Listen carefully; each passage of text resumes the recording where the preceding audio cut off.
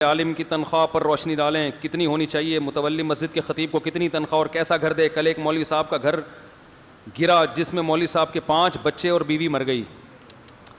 یا اللہ مسجد کمیٹی والوں کو ہدایت دے، امام کو ایسی گندی حالت میں رکھتے ہیں کہ الامان والحفیظ۔ میں کہتا ہوں جس اسٹینڈرڈ کی کا علاقہ ہے نا، اس علاقے میں آپ دیکھو درمیانے درجے کا گھر کس کا ہے، تو کم از کم اتنے لیول کا گھر امام صاحب کو بولو نا دینا چاہیے۔ دیکھو کمپنی اپنے اسٹینڈرڈ کے حساب سے تنخواہیں دیتی ہے،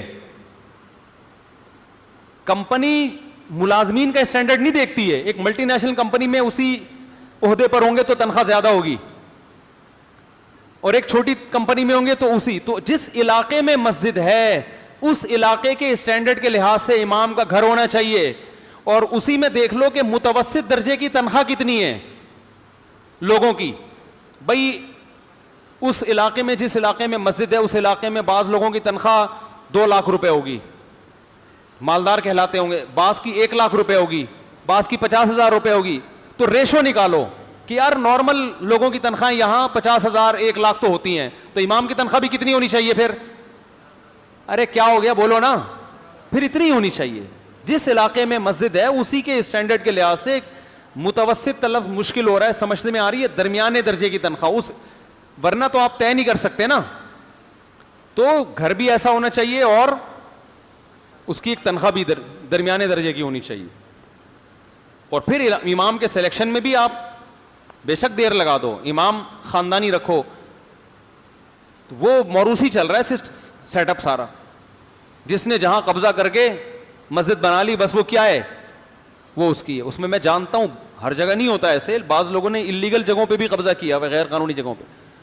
تو امام کی سلیکشن کا طریقہ کہ محلے والے مسجد بنائیں اور بڑے بڑے مدرسوں میں رابطہ کریں کہ آپ ہمیں کوالیفائڈ امام دیں، کیونکہ مدرسے والوں کو پتہ ہوتا ہے علماء کا، عام لوگوں کو پتہ نہیں ہوتا، مدرسے والوں کو پتہ ہوتا ہے کہ ان کو بتائیں کہ ہمیں کوالیفائڈ امام چاہیے جو عالم بھی ہو، یہ صفات ہوں، تو مدرسے والے سلیکشن کریں گے۔ سمجھ میں نہیں آ رہی بات؟ عام آدمی سلیکٹ کر رہا ہوتا ہے جو بیچارہ فارغ ہوتا ہے، اس کو پتہ ہی نہیں ہوتا علم دین کا، اس کو کیا پتہ کہ یہ عالم ہے، مفتی ہے یا فارغ ہے بالکل، یا روحانی بابا تو نہیں ہے۔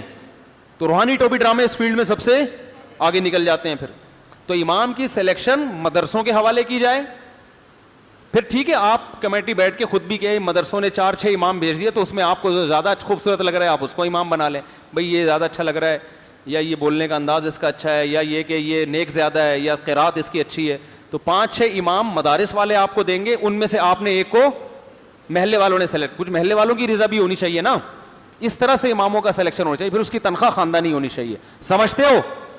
اور ویسے بھی کمیٹی والے کون سا اپنی جیب سے دے رہے ہوتے ہیں اس کو تنخواہ بڑھاتے ہوئے اتنا رو رہے ہوتے ہیں جیسے غربت سے مر جائیں گے یہ، تم تو ویسے ہی چندہ کر کے تنخواہ دے رہے ہو، تو ذرا کھلا ہاتھ رکھو، اچھا کھا لے گا، بچوں کو اچھا پڑھا لے گا۔ اماموں کی تنخواہیں قسم اٹھا کے کہہ سکتا ہوں کہ اس قابل نہیں ہوتی کہ وہ اپنے بچوں کو اچھا پڑھا سکیں، اس قابل نہیں ہوتی۔